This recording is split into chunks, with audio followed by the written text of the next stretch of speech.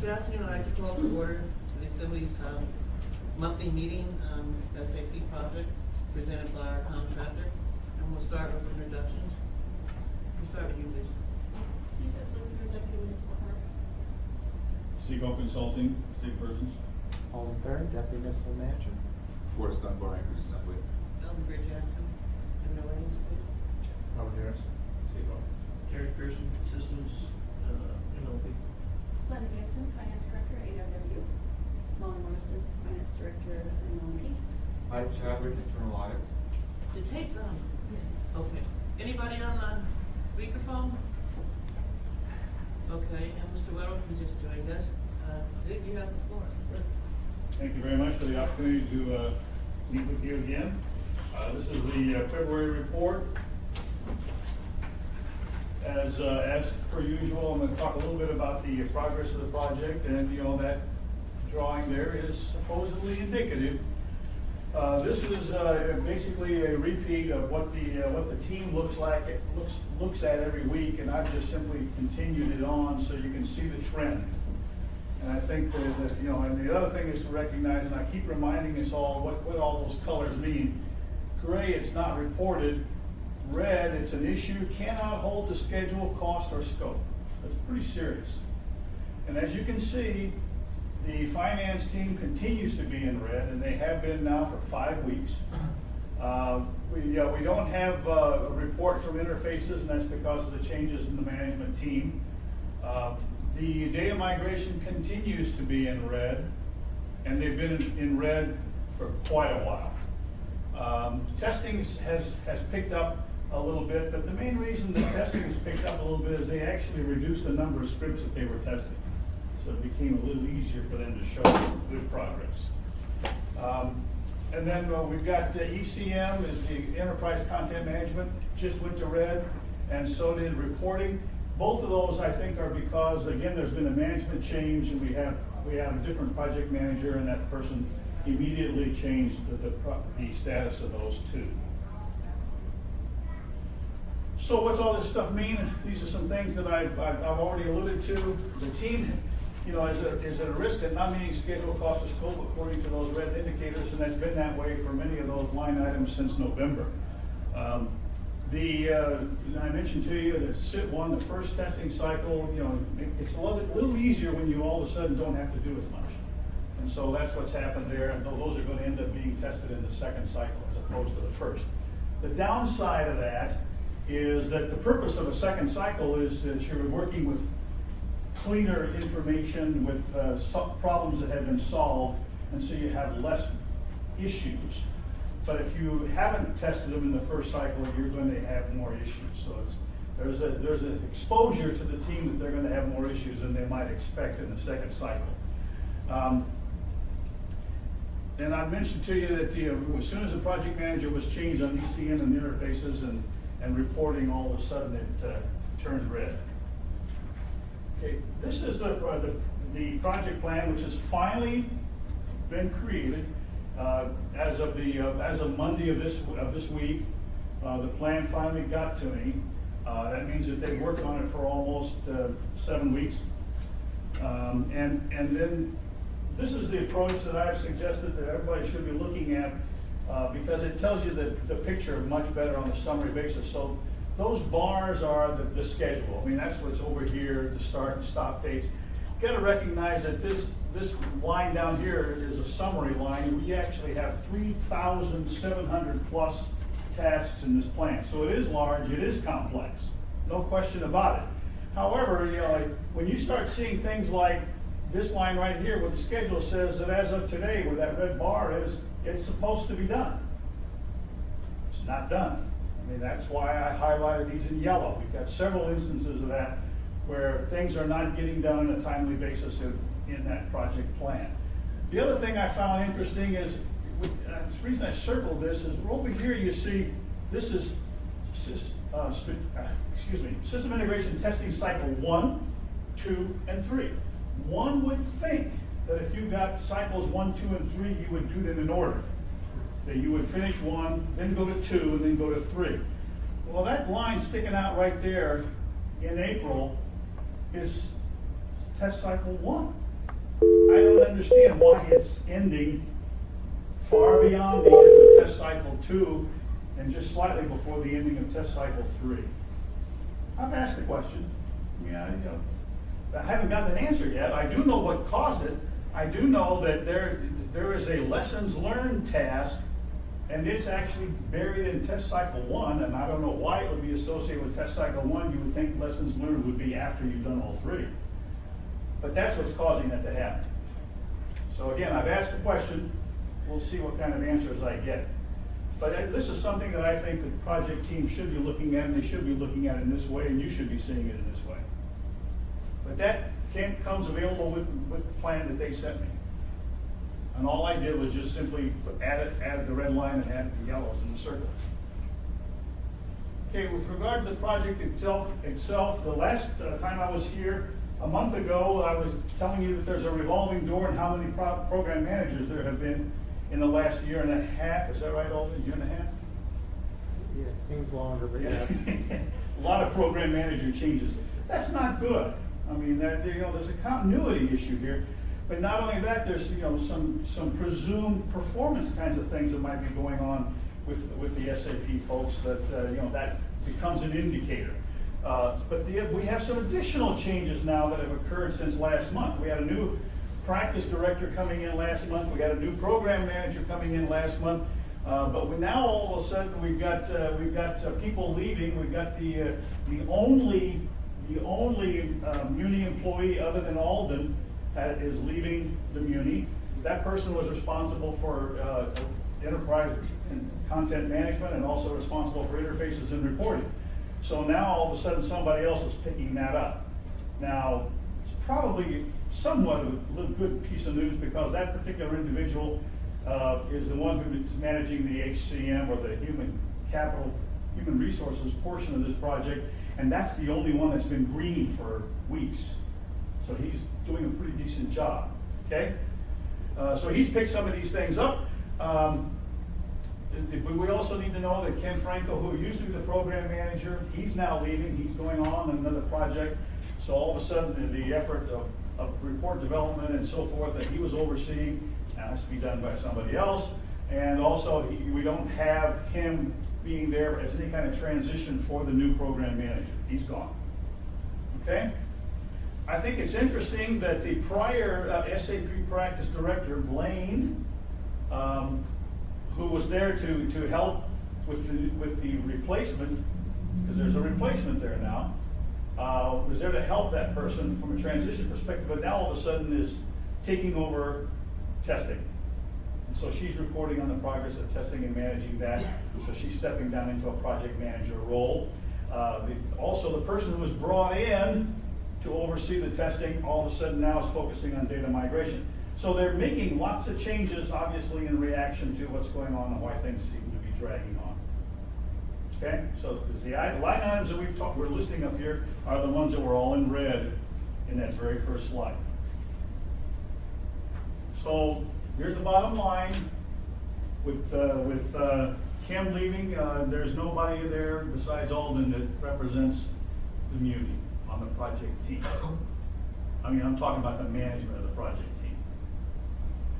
Let's talk a little bit about staffing. Just a quick recap.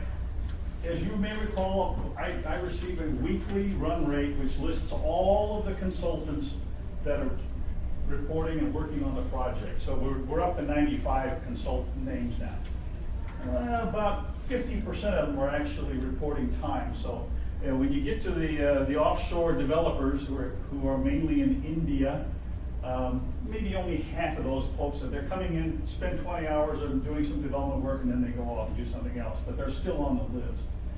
But that's the kind of numbers you're talking about now. So you can see that Peloton has consistently been around 12, 13, 14, 15 consultants on the project. They're the ones that are doing an awful lot of the detailed consulting work. Your consultants here, a lot of that is management. A lot of that is leadership. That's contractually what they're supposed to be doing. Okay?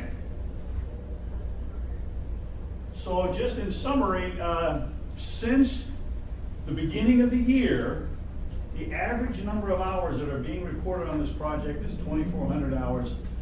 a week. A week. So the project's using about 1.2 person years every week. Every week. Of the 2,500 hours that were applied on the week ending 2/11, just to give you orders of magnitude, 300 hours were reported by the offshore developers. So there's less focus on the development now because we're getting into testing and so forth. But the number of hours being reported by the testers in Argentina, is that right, sir? Mexico. Mexico. They're the ones that are starting to ramp up, and they will continue over the next 2 months. So how ready is the Muni for what's coming at them? I showed this to you last week. This was the organization change management team's plan for training. And when I saw that plan, I was very nervous because I was suggesting to you that the late courses, the ones that are third priority, might very well not get done as well as the actual delivery. Well, now I have the detailed plan, and it's actually happened. They've actually come out and said, nope, can't do priority 3. Don't have enough resources, can't get it done by July the 3rd. So they basically broke everything into 3 priorities. You can think of them as early, middle, and late. They're going to develop as much of the training material as possible with their resources at hand. They've got 3 developers, which really means that early and middle will be completed in time for the delivery of the training, which will be April, May, June. Okay? So they're gonna deliver that stuff, but the result is neither the training material nor the actual delivery of that training is gonna happen before go live. That's the plan. So I wanted you to see a little bit about, well, what are we deferring? What are we deferring? P cards, training on P cards, and how the system processes it. We're deferring regulatory account reporting, asset month-end, year-end closure. How do you navigate around the report writing tool, Business Warehouse? That's deferred. Management, self-service, also being deferred. AR, month-end, year-end closing. Now, the reason I've got some numbers up there is to give you an idea that this is after the 3rd or 4th iteration of estimating how much work there is. And the team has come down to these size numbers for those particular courses. The rest of them are a little less because, as you can see down here, the average for those deferred courses is 108 hours to develop the material for the course. So a little over about 2.5 weeks, right? If you take all of these numbers that they have, which is almost 3,000 hours of work, and you say, gee, I'm going to have 2 people working on this for a full month, that's 160 hours a month, it's going to take 9 months just to do the material. Just to do the material. Okay? Next question is, well, you got to deliver this training. You got to actually have people attend the training or take the classes or however you want to view that. And their plan was making the assumption that there aren't too many people that need to attend these. Yet their own spreadsheet says there are 7 of these courses where they categorize it as many people will be attending the course or have to take the course. Now, my question immediately became, what's many?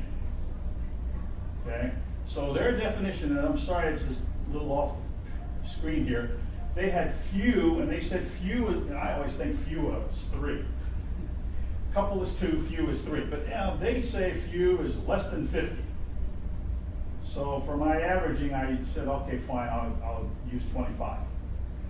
They said specifically many means 300 people. Okay, and then the all is what you can't see there, and that's 2,700 or 2,900, depending on which way you're looking at the number of employees. So the total number of this whole thing here represents a total of 80 contact hours for whoever attends the training. The average course size, again, the averages based on the total, all of this stuff here, based on those estimates I used, is 3 hours per class. And then the average attendance, given those numbers, is about 100. My point is there's a lot of training sitting here that has to get done after go live. After go live. And if you recall earlier, it might take you as much as 9 months to get it done, because we all know it's going to be difficult. Once you go live, it's going to be really difficult to get anybody to say, gee, I want to keep working on this thing. And everybody's tired. And they've been at it since 2011. They're real tired. Okay? And SAP will be gone. So this is how they want to address the issue. And I've talked about all that, but the problem I have is they're sitting there saying planned attendance is very small and there shouldn't be classes and we can do it with work instructions. Well, not if you've got 300 people attending. That becomes much more difficult. Okay? The other thing is, while hours estimates for phase 3 have been developed, they have, a plan will need to be developed that addresses completion of course materials, which are mainly work instructions and job aids. My comment here is the plan must include resourcing, which currently is not clear. I have no idea how the Muni is going to do this. And I think the Muni needs to recognize that it's sitting out there. One of the major differences between the first test cycle and the second test cycle is the fact that security is being added to the second test cycle. Okay, which means that all of a sudden people are going to try to do things and they won't be able to. All right, depending on what their rights are. So we need to recognize that, this is not a joke. There are 128 roles that have been defined for this system. Many people have more than one role, especially auditors, right? You have more than one role. So I looked at that spreadsheet. I mean, this is just to give you some idea of how complex it is and how much is there. Okay? A lot of people have been identified. A lot of retirees are included because you've got employee self-service. You're making changes to benefits and so forth. So it's just a big deal. The thing that's good news, though, is that they are tracking, the team is tracking how we're loading and identifying all these security roles and mapping them to the individuals and to the logon IDs and so forth, and they're tracking right on plan. That's good. And they're going to be done, theoretically, they're going to be done, is that tomorrow? The one I sent you this morning shows 100%. Okay, This is yesterday's slide. Yesterday's slide, okay. Yes, we will. You got me on that one. All right. Now, normally I talk to you about what it's costing, and I think we need to be aware of some things that are happening. Up until the whole idea of using the offshore folks, the average rate per hour was right around 210. As soon as you start using the offshore folks, that's dropped down to 180 an hour. So you have some feel for that. Now, and the other thing is that the expenses have been consistently in the 13 to 15% range based on that. So anytime you want to sit and calculate some of these things, take some of those numbers like 2,500 hours a week and multiply them times 180 and then add 15%, you kind of get an idea of where the numbers are going. The weekly run rate has climbed. In the last quarter of the year in 2016, it was running around $400,000 a week. It is now getting much closer to $500,000 a week, based on their weekly run rate spreadsheets. Okay? This is the chart that Alden presented to you last week, right, Alden? So it was last Friday, I think it was. I just simply wanted to highlight for you, this is a column that I added. And that's the fact that, it's come to my attention and, in discussions with Alden, SAP has not issued an invoice to the Muni since very early in December. So when you look at the total invoice column, those numbers are not there. So using the weekly run rate and using those estimates and rates per times hours and all that other kind of thing, it looks to me like since December the 3rd, there's about $2.7 million sitting out there that the Muni has not been billed yet. Okay? from SAP. And then because we're tracking against the AMS contract as well, that's where the testers are. So there's about $200,000 that hasn't been billed to the tester people. So you're looking at $2.9 million. Just wanted to bring that up, make sure you're aware that it's sitting there, because I know next week you're going to be talking with the administration about money. Okay, the message here is just simply that I sincerely believe that weekly run rate is a good indicator of where the money's going. And because it is tracking by individual. So it's just, you need to realize that if you want to make some extensions and make some adjustments and guesses, if you will, as to where things will end up, you can certainly start looking at the number of weeks, multiply times that run rate, and certainly for the next 2 months, it's probably going to be pretty close to that $500,000, and then it'll drop down. And I've said this several times, you're going to go over the 72 million.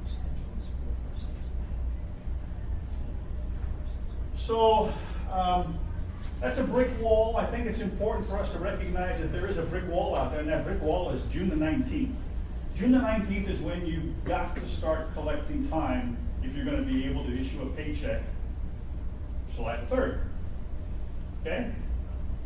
So, but that brick wall, you have to recognize that there are some prerequisites regarding that brick wall that must be in place. You don't have much choice.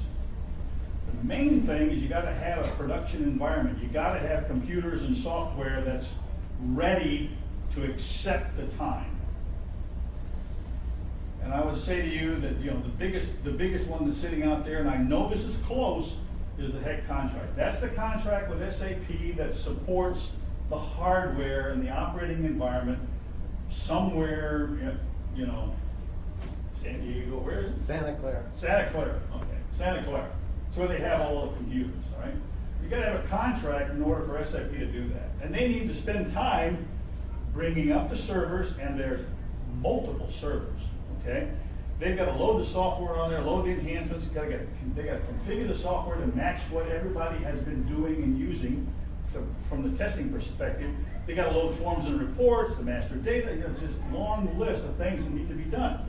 The other thing that has to happen is your support contract needs to be in place so that you can have SAP people on a remote basis providing you the support to keep things running. And that says, and since the contract now has had an extension, it's on 331 closes out, right? 331. So that contract dies at 331. Well, that contract, the negotiations associated with it haven't even started yet, to my knowledge. Focus has been on HEC, get the computers there, I understand that. Hopefully that'll happen very, very soon. But at some point in time, if it doesn't, this whole project is going to end up in a delay because you're not going to have a production environment to run the system. You can keep testing, but you won't have production. You won't be able to go live. And needless to say, from 6/19, you immediately get into the payroll cycle. Start delaying is every 2 weeks, every 4 weeks. What is it? Does that make sense?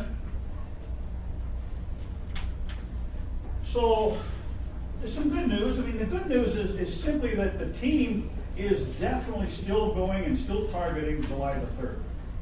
Okay, they're going forward, and they've got a chance that they can make it.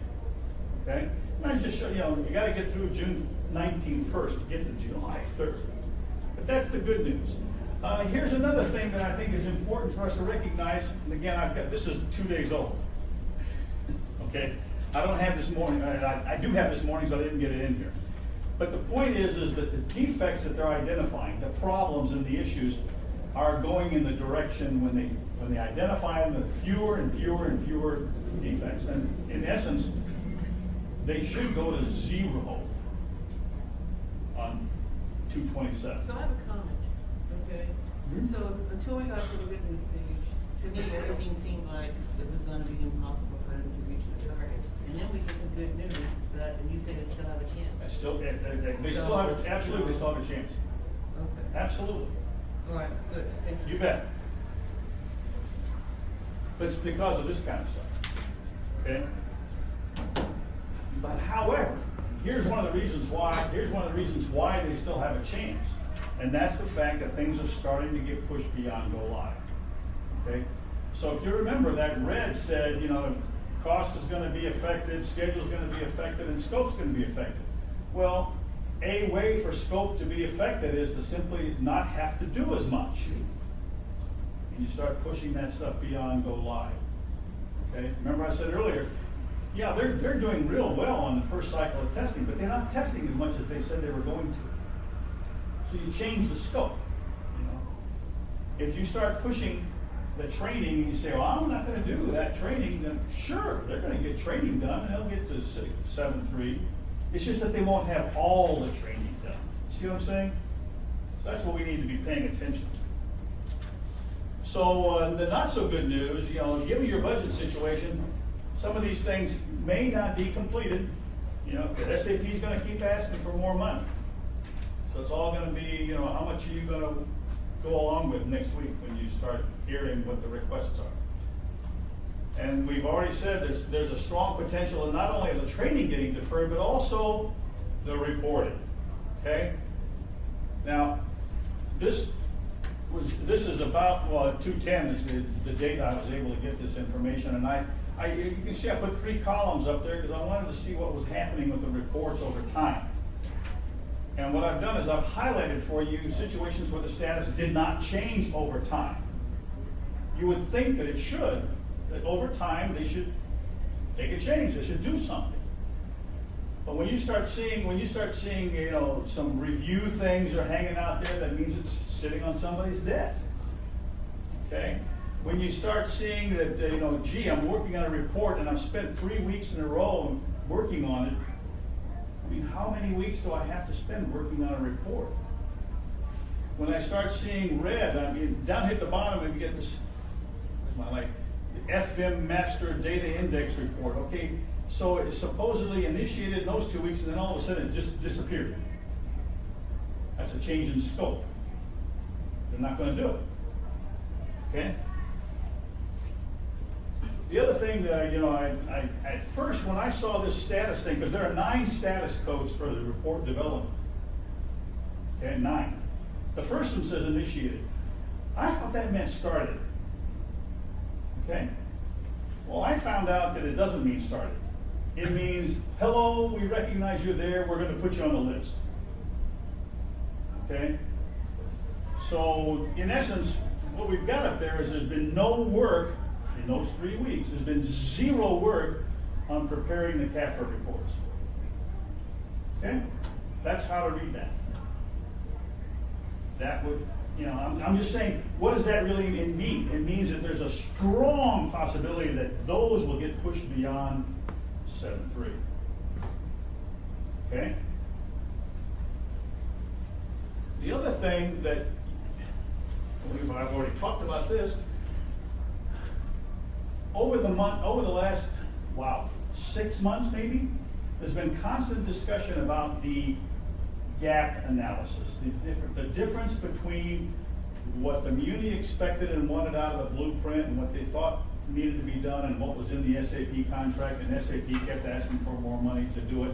Well, one of the things that got deferred early on, several months ago, was 34 reports had been identified, and there was this great desire to see, well, maybe SAP standard reporting could solve the problem. Turns out, not very well. So the point is these are some 34 reports that are now sitting up there that they're not in the work plan. Okay, they're not in the work plan, so SAP, at this point in time, I don't know where they're going to end up. Again, I'm sitting there thinking, there's a strong possibility these will get deferred beyond 7.3. Okay? Examples of those lemmings going over the cliff. So why did I refer to this as a wrench? After go live, the community needs to recognize that all of a sudden the SAP players are going to disappear. They're going to move on. Okay, unless you contract with them to do something else. So, and that means that the people who know something about what's going on here and understand the specifications and did the specifications and so forth probably won't be around. The other thing that will happen, and we all experienced this when PeopleSoft went in, how many years ago, Glenda? 18. When PeopleSoft went in, there was a team in IT, I think it was 10 people, whose job was to help get the information to the people, to the users. Well, that team ended up disappearing, and all of a sudden everybody had to go do queries. They didn't know how to do queries, and so you ended up with Universe, which has pre-packaged a lot of the queries. Great solution. No problem there. But the thing is, until you get there, what's going to happen is you're going to have workarounds. You're going to have people creating their own queries. They won't be the same as somebody else's. Okay? Or they're going to do downloads and start doing things with spreadsheets so that they can manipulate it, and you're going to end up with multiple versions of the truth. That's the problem with not getting the reports when you need them. So there's some bad news too. You may not have enough money, or you may not be able to fund all this stuff. Okay? So I thought it would be important to talk about this issue of, that's Hamlet, by the way, of whether or not you're going to be able to capitalize or not capitalize. So right now, from a continuing support perspective, you do have a contract with SAP. They will give you 1 month of support. If something happens and blows up, they'll give you 1 month of support. Okay? That's in the contract. Yeah, so they're not giving us anything. They're doing the No, contracts. well, what they give you is another issue entirely that I'm sure you guys will be talking about next week. Because that's all part of the negotiations that are going on. So, but you also have this AMS contract. That is a support contract. Okay? That's exactly what that is. But hopefully you'll get it signed and you get it in place 3/31. Okay? Now the other thing I find interesting is that IT has already issued and have received proposals. I haven't seen the results, but I have seen the RFP. And that RFP says we'd like to have some on-call as needed resources. Okay? So they've got that out there, and they're very specific for SAP support. Okay? Mr. Trainee. You know what the cost is on the RFP? I don't. I have not seen any proposals. I mean, I just saw the RFP. And you wouldn't see any proposals because it's still in I know, process. I'm just wondering if you picked up Yeah, information. that I have not done. I can only imagine that it won't be all that different from what you're experiencing, and certainly it won't be all that different from what's in the AMS contract. Okay, and there are rates per hour in there, and this is all probably going to be on a rate per hour basis. But the downside, of course, is are they going to be coming up from the lower 48? I do know which kind of organizations are responding to it. I mean, I saw that list. But we also need to recognize that last statement. When you start talking support, by definition, that's funded with operating money. It's not funded. That's not capitalizing. Okay. Just thought you'd like to see these are the people, the types of people that were actually in that RFP. That's what's being requested. So it's a pretty broad coverage of practically anything you might need. Okay? So here's your quandary. We need to be a little more specific about what activities post go live are going to be there and which ones can be capitalized and which ones do you recognize need to be operations. Okay, operating. And so you need to be careful as to whether or not what are you going to call support after 7.3, because as soon as you do, it's going to come out of your operating funds. Okay? Now, if you have another phase following 7.3, if you decide that there is another phase of work, okay, and it addresses items that were defined prior to 7.3, like all those reports, okay, like developing the 2,700 some hours of training material, okay, then you probably can then say to yourself, oh, I can capitalize it. Mr. Whittlesey? So does your, on that previous page, does your last bullet answer the first one? Yeah. Okay. Here's my recommendation. Okay, the recommendation is I think you need to come up with phase 2, okay, of the SAP project. Probably ought to do it before the SAP project formally ends, okay? And, you know, and you need to be able to say, okay, that's phase two. Now, you're going to have to find the capital dollars to take care of it, right? You're gonna need to know what it is. You're gonna, whatever that may be, because it's not gonna be discussed next week. I mean, they're not gonna talk about that. They're gonna talk about get to 7.2, all right? But I think you need to, all right? And here are the things that I think are gonna be in there probably. You're gonna have the rest of those reports. I don't know if it's 34, I don't know if it's 50, I don't know if it's 24. But there's gonna be, and it's gonna be somewhere in the vicinity of 80 hours per report or 100 hours per report, so they can give you an order of magnitude of how much we're talking, okay? Then the other thing that we've not talked about, but you may remember this conversation, when we first brought up enterprise content management, it was going to be it was going to push you over the budget, and immediately everybody said, let us reduce the scope of that. So the scope of enterprise content management now is not every document or every function, it's basically purchasing an ER. Okay? So that kind of thing is going on right now. Those documents will be scanned and attached into the system. Mr. Dunbar? Oh, we'll wait for the next slide. Okay? Oh, So that what remains is the rest of the documents that are being used by the community. And you can call that part of phase two, or you can even create phase three if you want, spread it out over time. That's okay, but it becomes a capitalizable kind of a project. We also have this whole business of all that training activity, training material, not the training, but the actual course descriptions, outlines, work instructions, PowerPoints, all that stuff, that's capitalizable. As long as you're talking about it being the finishing of the training necessary even just to get you to 7.2 or 7.3, okay? But the actual delivery of the training definitely is part of operations. So all those folks attending classes and whoever actually is the instructor, or all that kind of stuff, you gotta pay for out of operations. Mr. Dunbar? Thank you.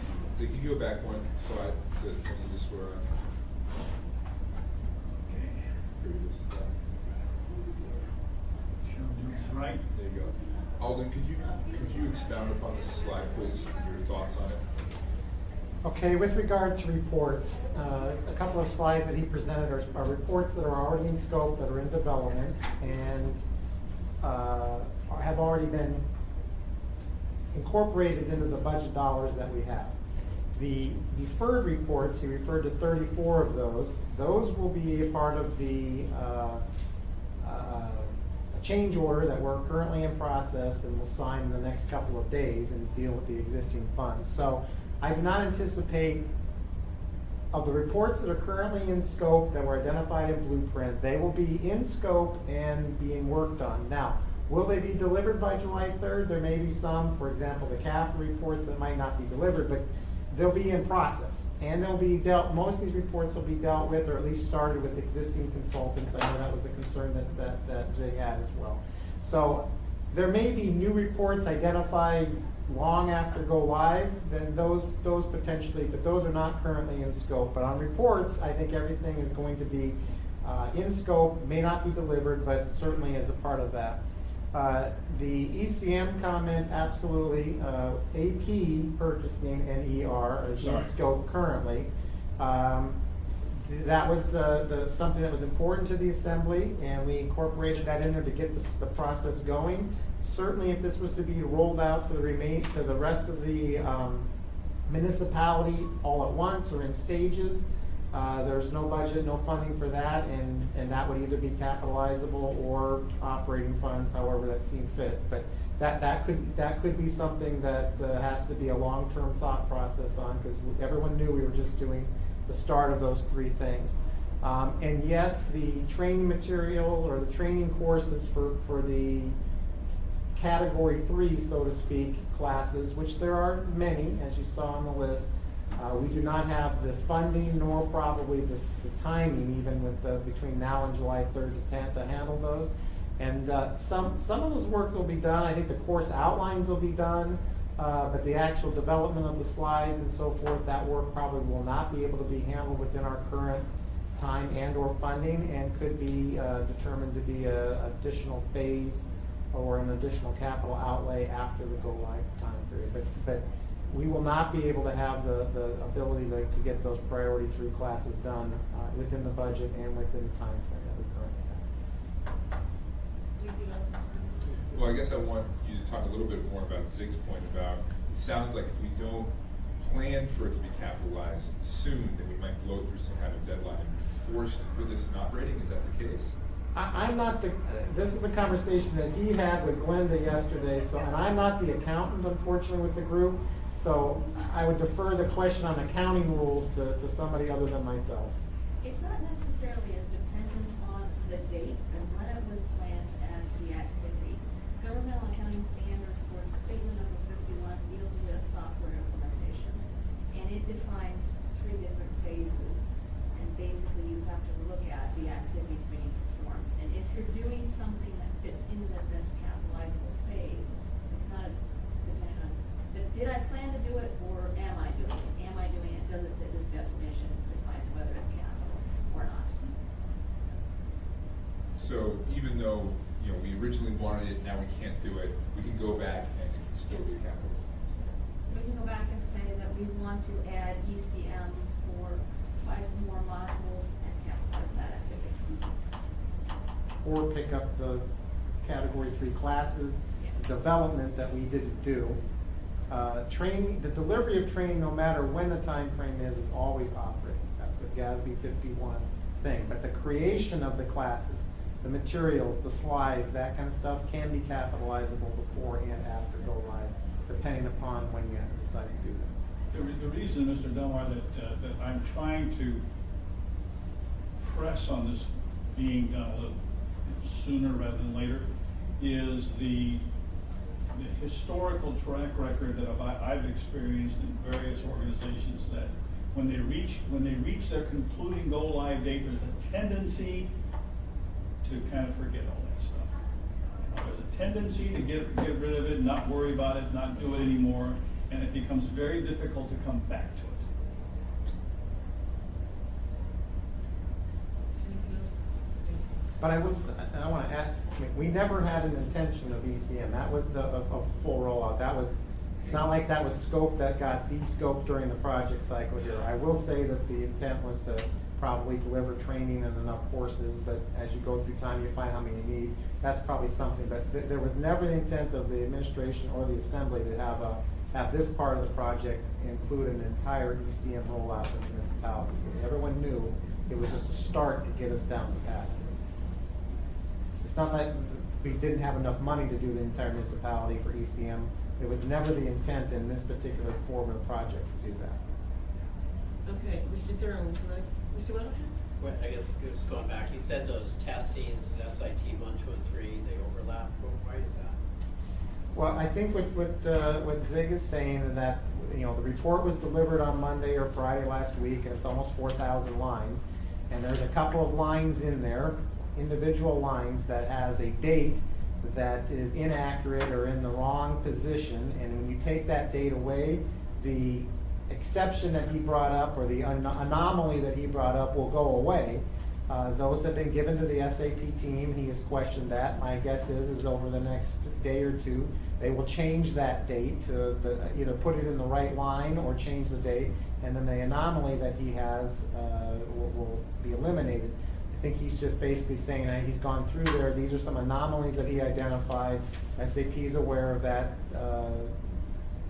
Many people create their different pieces of that project plan, and I don't necessarily know if they all are integrated by the time that they deliver it. So it's something that the team will look at, and they'll address what that date is.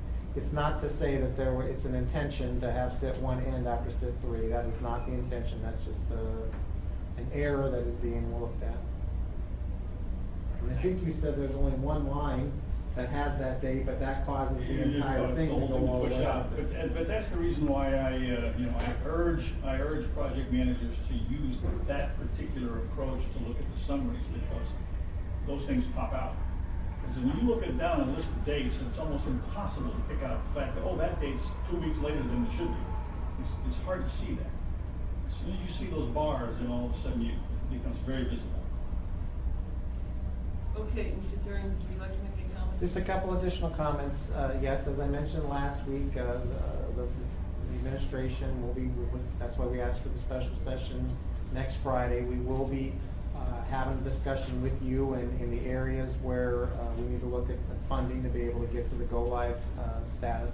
Won't get into detail right now, but we are aware of our funding situation and by contracts, and that's what we'll be rolling out and presenting to you in much greater detail next week. So it's not that ZIG has identified something that we're not aware of.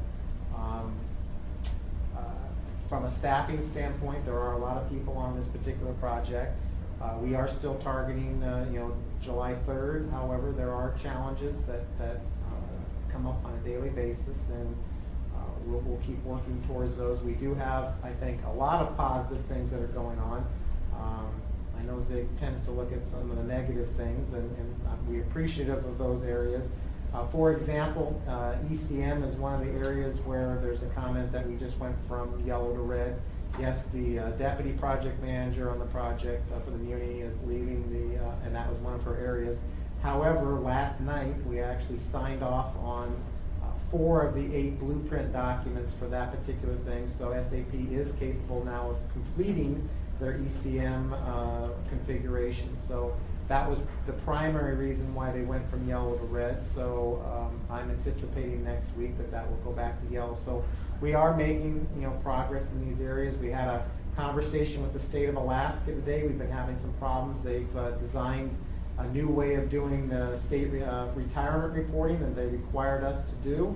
As a result of that, we had to build new interfaces that have been in there, and we've been struggling getting them to have a test environment. Very productive call this morning, and over the next week or two, we'll be able to work with the state and start testing those interfaces. So, those little wins that we need on the project do show that we're continuing to move forward.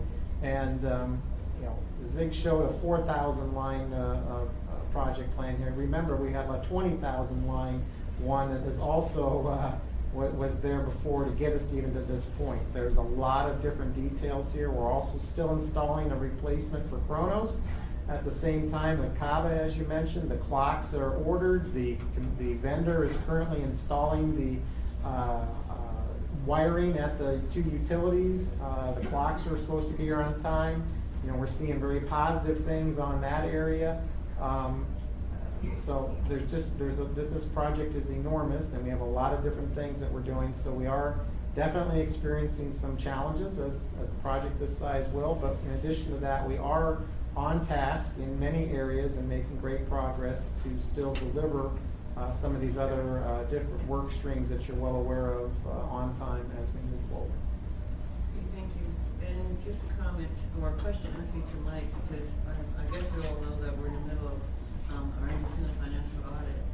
So how is that going? I'm going over everything else that's happening with SAP. How's that going? The BDO has done some initial work for the general government. They won't be starting that until about the 3rd week of March. Currently, they're over at MLMP in the 2nd week of work over there. It started off a little bit slow, but it's picked up now in the 2nd week. And at the end of this week, it's going to go over to K week. Okay, so we're doing the utilities first. Yeah, they're doing the utilities first. The general government will start about the 3rd week of March or so. Okay. All right, thank you. Since we have a little bit of time, anybody from the audience want to ask a question or